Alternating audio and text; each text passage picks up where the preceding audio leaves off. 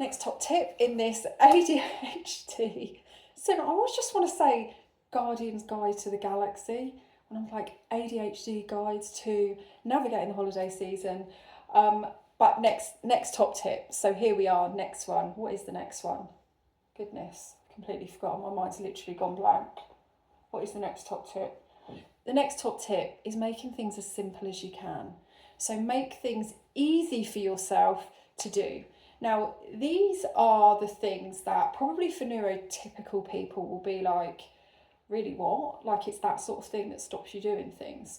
But here's a really good example for me. So in one of the very first videos that I released, I talked about making the list. And making the list is about allowing yourself to have jobs that need doing done and visible to you so that you can optimize your energy when those periods of motivation hit, right?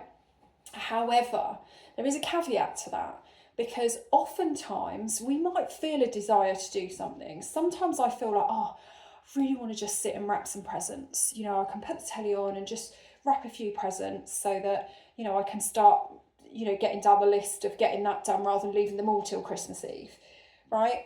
But actually, what's the silliest thing that stops me from doing that?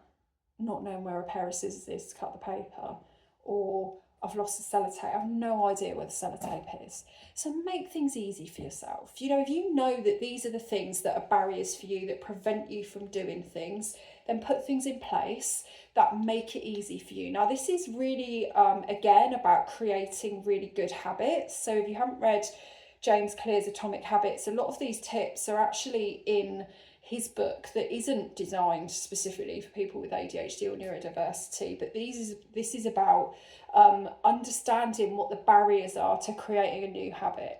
And when you think about the holiday season, we're doing things often at the holiday season, during the holiday season, that we don't do in other times. You know, when else do we have a mountain of presents that we need to wrap? You know, we don't. It typically only happens that once a year. So it is kind of like creating a new habit, albeit a very interim habit, okay? So the same tips apply. So one of the things that I do is I have a bag, a present wrapping bag that has space for all of the wrapping paper that I have. It has space for gift bags and stuff like that. Tags, I make sure I put a pen in it because it's another thing. I don't want to sit down, wrap a present, put the tag on it and then realise, well, I haven't got a pen to write the tag. Like, that's the sort of thing that's going to piss me off. So I make sure there's a pen in it. I make sure everything's in that bag that I need to get those presents wrapped, because then there is no barrier for me to actually doing it. The last thing though is to make that accessible. Now, I have a garage, thankfully, attached to my house. However, not so thankful for the fact I have to walk outside to get into it, right? There's no adjoining door, which I'm not complaining about, but I have recognised is a barrier. So if I leave that bag in the garage, that itself is going to create a barrier for me to actually wrapping those presents. So I make sure that this bag is in the front room, so, or whatever space it is that you're most likely to do that task. So that's what I would suggest, is keep it visible, keep it accessible, keep everything that you need to do that thing together.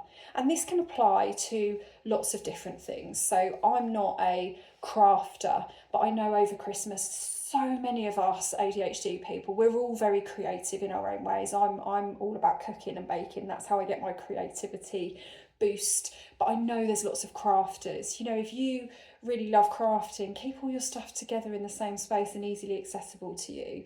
You know, if you're a baker like me, and I know that over the period there are certain things that I do want to bake. Like I love baking gingerbread cookies. I love making cheese scones is a massive thing for my family all year round, not just at Christmas, but I always, you know, making more of an effort with baking.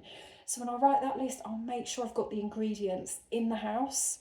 So make sure I've got the ingredients, and sometimes I'll put them in one bag. So I'll put the cheese that I need, so that to make sure that my kids don't go and eat the ingredients that I've bought specifically for a purpose. I'll put everything in one place. And that has, again, been a huge, it's been a huge impact for me personally to notice what those little kind of barriers to getting something done are, so that you can plan around them and make it easy for yourself, make it easy and accessible.